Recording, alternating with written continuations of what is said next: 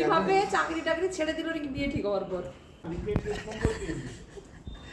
দেখ কোনায় কোনায় গিয়ে ভিডিও করছে।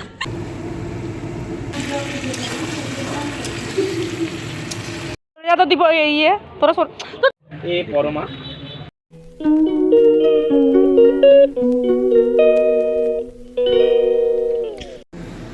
নমস্কার বন্ধুরা, আমি সৃজিতা দিনলিপিতে তোমাদের সবাইকে স্বাগত।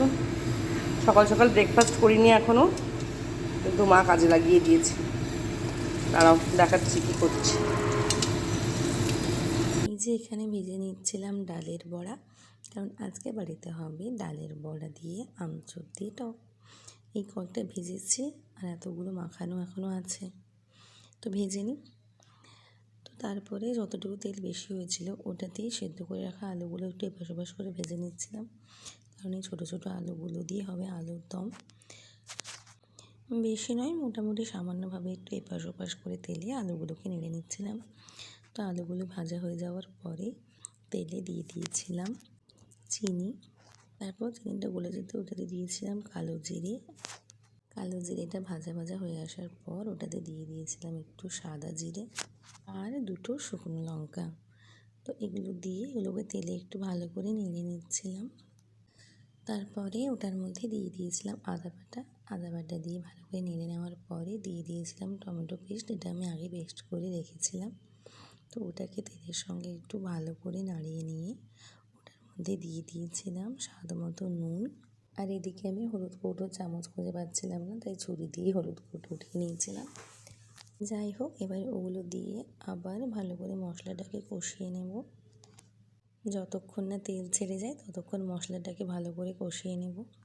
এই যে মশলাটা থেকে প্রায় তেল ছেড়েই এসেছে, এবার ওই সিদ্ধ করে ভেজে রাখা আলুগুলো এটার মধ্যে দিয়ে দেব। এই যে আলুগুলো দিয়ে দিলাম, এবারে ভালো করে মশলাটার সঙ্গে এটাকে মিশিয়ে নেব। তা আলুগুলোকে ভালো করে মশলার সঙ্গে মিশিয়ে কষিয়ে নিই, তারপর আবার আসছি। এই যে কষানো প্রায় হয়ে এসেছে, তো আমার হঠাৎ করে মনে পড়েছে যে ঘরে ছিল কড়াইশুঁটি, তো ভাবলাম কড়াইশুঁটি একটু ওটার মধ্যে দিয়ে দেওয়া যাক, খেতে ভালোই লাগবে, খারাপ লাগবে না। তো কড়াইশুঁটিটা দিয়ে আবার ভালো করে কষিয়ে নিলাম। আর আমি অন্যদিকে গরম জল বসিয়েই রেখেছিলাম, তো এবার গরম জলটা ওটার মধ্যে ঢেলে দেব। এই যে গরম জলটা ঢেলেই দিলাম। তো গরম জলটা ঢালার পরে আবার এপাশ ওপাশ করে একটু নেড়ে নিয়ে মশলা টশলাগুলো ঠিক করে নিয়ে তারপরে ওটাকে ফোটার জন্য রেখে দেব। তো আমি যে ভুলটা করেছিলাম এখানে, আমি ওটাকে ঢাকা লাগিয়ে দিয়েছিলাম। তোমরা কিন্তু ঢাকা দেবে না, কারণ তাহলে কালারটা ফেড হয়ে যাবে। কিন্তু আমি তো ঢাকা লাগিয়ে দিয়েছিলাম, তাই কালারটা একটু ফেড হয়ে গেছে। তো এবারে স্বাদের জন্য দিয়ে দেবো একটু ঘি।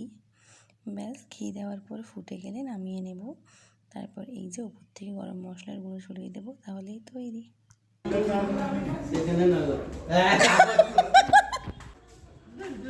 বন্ধু, আরে কি ব্যাপার নিপুদা, তুমি কি প্রতিদিন ব্লগে আমাকে নিয়ে নিচ্ছে? তুই কেন আছিস বলতে না আমাদের বাড়িতে? নিপুদা কেন এসেছিস আজকে? বৌদি ভাবে চাকরি টাকরি ছেড়ে দিল নাকি বিয়ে ঠিক হওয়ার পর। এটা বৌদি শুনে নেবে ব্লগে, এটা বৌদি ব্লগে শুনে নেবে। ওরা কি হচ্ছে তোর? তুই যাবি গাড়িতে? সব দিবে।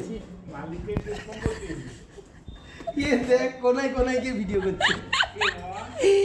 ব্লগারদের তো এটাই কাজ, কোনায় কোনায় গিয়ে ভিডিও করা। আরে দাঁড়া তুই। বৌদি বসত না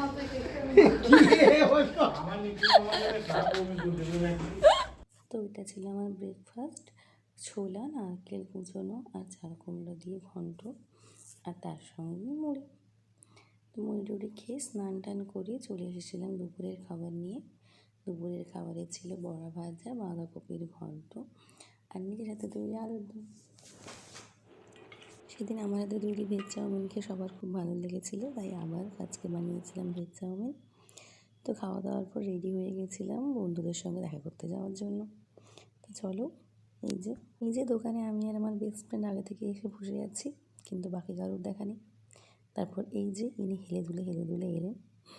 আর ওর বাড়িতে জানো তো বেকারি ফ্যাক্টরি আছে, তাই ও আমার জন্য নিয়ে এসেছিল 2 প্যাকেট বিস্কিট। তো আমাদের 4 জনের একটা গ্যাং মতো আছে, আমরা সবসময় একসঙ্গে দেখা করি এই মোমো দোকানটাতেই। আর হ্যাঁ, আমাদের স্বাদমারির মোমো দোকানটা কিন্তু জাস্ট অসাম মোমো বানায়।